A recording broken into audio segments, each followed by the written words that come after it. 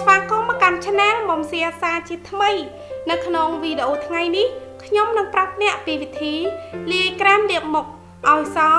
សម្រាប់ការពារកម្ដៅថ្ងៃយ៉ាងមានប្រសិទ្ធភាពសូមទស្សនាវីដេអូនេះរហូតដល់ចប់ដើម្បីទទួលបានរូបមន្តដ៏ល្អបំផុតសម្រាប់មុខដ៏ស្រស់ស្អាតរបស់អ្នក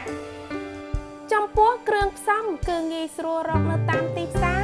និងមានតម្លៃថោកសមរម្យក្រែមលាបមុខសភ្លឺថ្លានេះពិតជាងាយស្រួលក្នុងការធ្វើនិងល្អក្នុងការប្រើប្រាស់នៅលើមុខរបស់អ្នកដើម្បីរៀបចំក្រែមបំប៉នស្បែកមុខនេះជាដំបូងអ្នកត្រូវការក្រែមលាបមុខអូឡេពេលថ្ងៃបន្ទាប់មកអ្នកត្រូវការផនលាបមុខកូរ៉េបន្ទាប់មកទៀតអ្នកត្រូវការវីតាមីន E និងចុងក្រោយអ្នកត្រូវការប្រអប់ដាក់លេលាបមុខ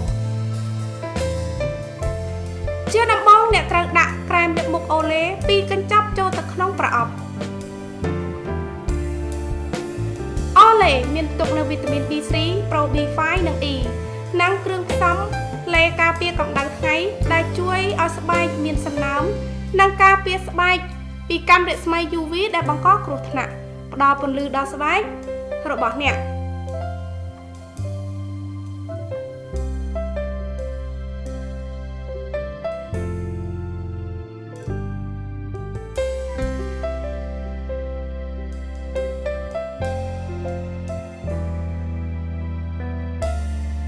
បន្ទាប់មក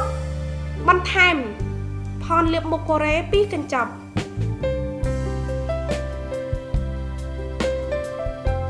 ផនលាបមុខកូរ៉េគឺជួយធ្វើឲ្យស្បែកសភ្លឺរលោងបង្រួមរន្ធញើសនិងការពារស្បែកពីកាំរស្មី UV ពីធម្មជាតិ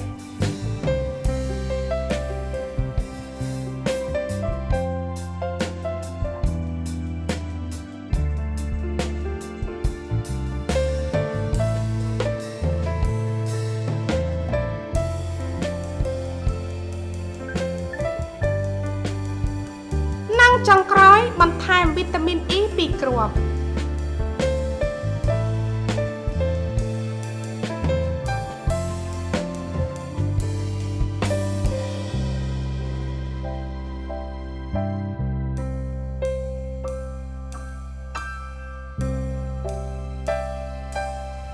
លាយវាឲ្យសព្វល្អវីតាមីន E មានអត្ថប្រយោជន៍ក្នុងការកាត់បន្ថយការខូចខាតដោយកាំរស្មី UV ចំពោះស្បែកនិង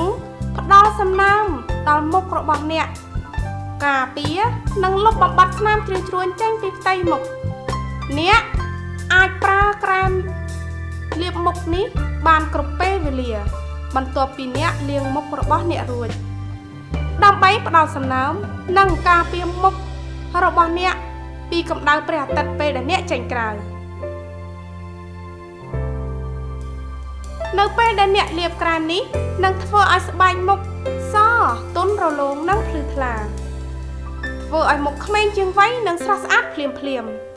នេះគឺជាក្រែមការពារកម្ដៅថ្ងៃធ្វើឲ្យស្បែកមុខសដែលខ្ញុំប្រើជារៀងរាល់ថ្ងៃ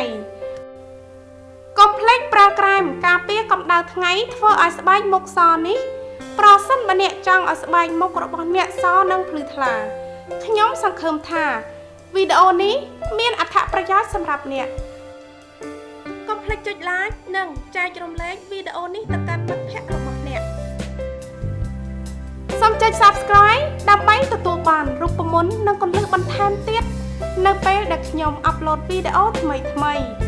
សូមអរគុណសម្រាប់ការទស្សនាវីដេអូរបស់ខ្ញុំសូមជួបតែសំណាងល្អជួបគ្នានៅវីដេអូក្រោយទៀត